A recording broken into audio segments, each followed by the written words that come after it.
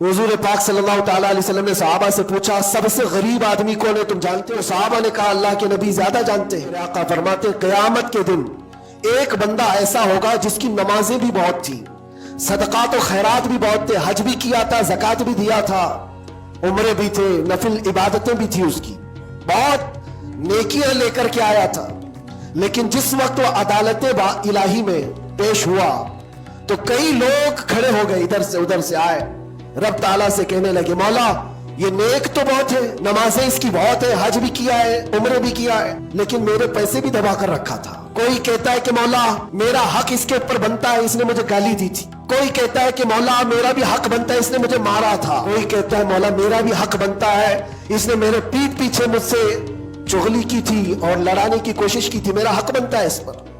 तो ये सारे हक तलब करने वाले बंदे खड़े हो जाएंगे। अल्लाह ताला फरमाता है, तुम लोगों को इससे क्या चाहिए? सारे बंदे कहते हैं, मौला हम तो गुनहगार हैं, नेकियों की कमी है, इसके पास नेकियां ज्यादा है, इसकी नेकियां हमें दिला दे। अब अदालत इलाही का ये फैसला सुनो, अल्लाह फरिश्तों को हुक्म देता है, इसके पास जितनी नेकियां हैं वो इन सब में तकसीम करो। जब फरिश्ते इसकी नेकियां निकाल निकाल कर तकसीम कर रहे थे, नेकियां इसकी पूरी खत्म हो गई, हकदारों का भी हक पूरा हुआ नहीं। वो कहने लगे, मौला हमारा भी हक है इसके ऊपर। अल्लाह ताला फरमाता है, अब उसके पास तो नेकियां पूरी खत्म हो गई, तुम चाहते क्या? वो गुनहगार थे, वो कहते मौला हम ये चाहते हैं कि हमारे गुनाह उठा करके उस पर डाल दे, हमारा बोझ तो कम हो जाए। हुक्म होगा रब ताला का कि इसके ऊपर उनका हक बनता है, लिहाजा उनके गुनाह उठा उठा करके इसके ऊपर डालो। हदीस पाक में मेरे आका फरमाते, लेके तो चला था बहुत सारी नेकियां, लेकिन वहां सब बट गई, उल्टा दूसरों के गुनाह अपने सर पर ले लिया और सीधे उसको फरिश्ते जहन्नम में लेकर जाते। ये क़यामत के दिन का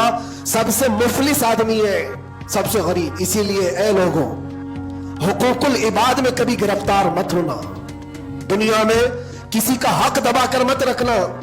किसी को अगर तुमने अपनी जुबान से ईजा दिया है, तकलीफ दी है, या हाथ से दिया है, या किसी भी तरह से दिया है, तो क़यामत के दिन उसका हक लिया जाएगा।